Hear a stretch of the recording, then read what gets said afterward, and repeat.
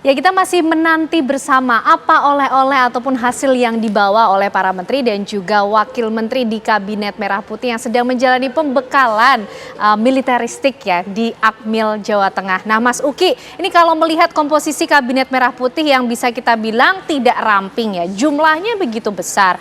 Nah, kalau dengan agenda militeristik di Akmil, Magelang, Jawa Tengah, ini apakah juga upaya untuk menekankan nilai kedisiplinan sehingga tidak ada tuh yang jalan sendiri-sendiri atau yang satu jalan lebih cepat daripada yang lain ataupun ada yang terlambat, dilambangkan misalnya dengan latihan baris berbaris, itu kan iramanya sama tuh, satu langkah kemudian berhenti bersama, bergerak bersama, seperti itu kah?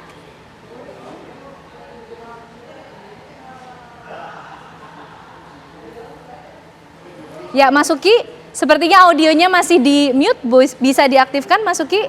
Ya. Oke, ya, silakan. mohon maaf ya. Pertama-tama ini yang harus saya tekankan itu adalah ini bukan militeristik ya. Jadi latihannya itu tidak ada latihan fisik seperti push up, hukuman-hukuman yang bersifat disuruh lari dan lain-lain yang kerap digunakan di kalangan akademi militer ya. Tapi memang betul ya, ada 4 poin ya di sini ya yang kemarin juga sudah disampaikan oleh Presiden Prabowo. Yang pertama adalah kedisiplinan ya. Disiplin di sini adalah to stay on the track ya. To stay on the track ini artinya tidak bergeser-geser tujuannya gitu. Jadi tetap berada di track yang sama sebagai bagian integral dari Kabinet Merah Putih di bawah kepemimpinan Presiden Prabowo Subianto. Jadi kedisiplinan ini penting ya. Lalu yang kedua adalah keteraturan. Tadi sudah saya sebutkan sebelumnya ya. Keteraturan yang dimaksud di sini adalah tidak ada yang bergerak lebih dulu ya, tidak ada yang bergerak belakangan atau terlambat ya. Tidak ada yang seharusnya bergeraknya ke depan dia ke kiri sementara kawan-kawannya bergeraknya ke depan atau dia diharapkan oleh kawan-kawannya bergerak ke depan gitu. Jadi keseiramaan inilah yang dimaksud dengan keteraturan yang diharapkan ya by the time atau ketika para anggota Kabinet Merah Putih ini sudah selesai penggemblengan ini dalam tanda kutip, keteraturan ini diharapkan dapat terjadi dan tidak boleh ada menteri atau kementerian yang bergeraknya sendiri-sendiri dan tidak diatur atau tidak teratur. Nah, yang ketiga adalah kebersamaan. Kebersamaan ini lebih kepada membangun kedekatan emosional ya, mengikis sekat-sekat psikologis ya. Tadi kita sudah membahas cukup panjang ya bahwa di sini datang para anggota kabinet ini datang dari berbagai latar belakang ya, ada yang politisi, pengusaha, aktivis dan lain-lain. Dan kebersamaan inilah yang harus dijaga ya, tetap kompak itu datangnya kan dari hati ya, bukan hanya datang dari kepala tapi juga harus dari hati, harus merasa bahwa mereka adalah teman ya. Jadi kebersamaan ini juga dibangun. Dan yang paling terakhir tadi saya setuju sekali dengan Bang Andi Malarangeng ya, ini juga disinggung oleh Pak Prabowo, Presiden Prabowo, yaitu sifat patriotik gitu. Jadi berkali-kali di dalam tadi dan kemarin Presiden Prabowo mengingatkan lagi dan lagi ya tentang kita semua anggota Kabinet Merah Putih harus meletakkan kepentingan bangsa dan negara menjadi kepentingan yang paling tinggi. Nggak boleh ada lagi kepentingan yang lebih tinggi daripada kepentingan bangsa dan negara. Nggak boleh ada menteri-menteri, wakil menteri, kepala dan wakil kepala badan itu membuat kebijakan ya untuk mewakili atau untuk keuntungan kelompoknya masing-masing.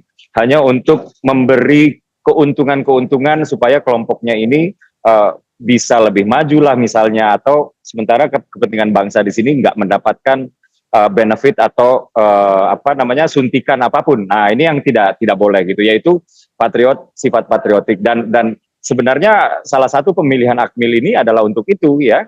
Pak Prabowo memiliki sejarah panjang ya.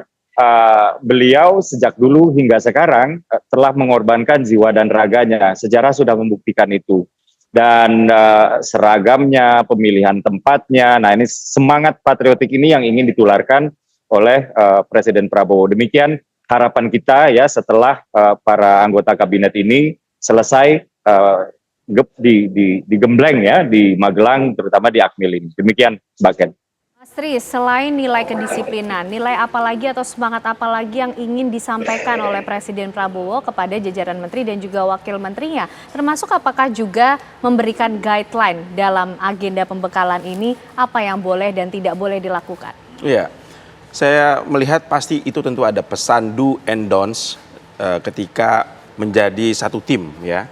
Dan saya masih lebih tertarik ya bahwa event ini bukan hanya sekedar untuk menyamakan persepsi, chemistry, membangun kekompakan, jiwa patriotik gitu ya, tetapi ini adalah pesan besar kepada para menteri di jajaran kabinet tentang monoloyalitas gitu ya, tentang monoloyalitas, bahwa saat bertempur dalam pilpres ya, tentu setiap tim yang ada di situ kan bervariasi ya. Ada yang tadinya dari lawannya Pak Prabowo saat ini menjadi bagian dari tim Pak Prabowo. Ada yang tadinya juga sudah bergabung, kemudian keluar lagi, kemudian sekarang masuk lagi gitu ya. Ini kan menandakan ada potensi-potensi ketidakloyalan. Sehingga dengan adanya outbound event seperti ini, Pak Prabowo yang menegaskan bahwa saat ini saya menagih loyalitas dari kita semua untuk membangun bangsa. Dan itu penting secara politik, Mbak. Bukan hanya sekedar penyamaan persepsi, chemistry ya, tetapi juga tekad untuk bisa loyal terhadap satu komando itu merupakan kebutuhan yang yang di-create ya oleh seorang presiden untuk bisa menjamin program-programnya bisa berjalan dengan lancar. Tanpa ada kepatuhan politik, tanpa ada tertib politik, disiplin politik, program-program yang sudah direncanakan sebaik apapun itu bisa jadi melenceng dari sasarannya. Termasuk esensi dari pembekalan ini apakah juga ingin menyampaikan atau sebagai bentuk kita bisa bilang peringatan dini nih kepada para menteri dan juga wakil menterinya. Hati-hati kalau nanti bermanuver atau ada Saya juga berdinamika di luar garis optimis, itu. termasuk yang optimis dan bahagia juga ketika Pak Prabowo secara eksplisit menyampaikan narasi-narasi dengan dasar moralitas politik yang sangat tinggi. Jangan korupsi, tempatkan kepentingan nasional di atas kepentingan pribadi apalagi golongan gitu ya. Itu satu pesan moral yang menjadi guideline dan itu merupakan hal yang menarik menurut saya. Artinya presiden memiliki narasi yang tegas tentang karakteristik leadership-nya. Tetapi di sisi lain ini juga menjadi tantangan bagi pemerintahan Prabowo ke depannya, apakah benar narasi yang sangat baik ini mampu ditranslasi ke dalam keputusan politik manakala ada menterinya, anak buahnya yang benar-benar terbukti melanggar apa yang sudah disampaikan oleh Pak Prabowo. Ini menjadi tantangan yang tidak mudah karena kan dalam prakteknya pasti ada kompromi politik, pasti ada negosiasi dan lain sebagainya. Jadi satu sisi ini harus kita sambut dengan optimisme, tapi di sisi lain kita harus tetap berikan ruang ya bagi pemerintahan ke depan untuk bisa bekerja dengan optimal. Oke, Bang Andi melihatnya seperti apa sih? Ini pembekalannya 3 hari. Tapi kan setelah ini para menteri dan juga wakil menteri ini punya tanggung jawab besar loh untuk bangsa dan negara. Apalagi 100 hari kerja ini tentunya juga menjadi satu perhatian kita semua.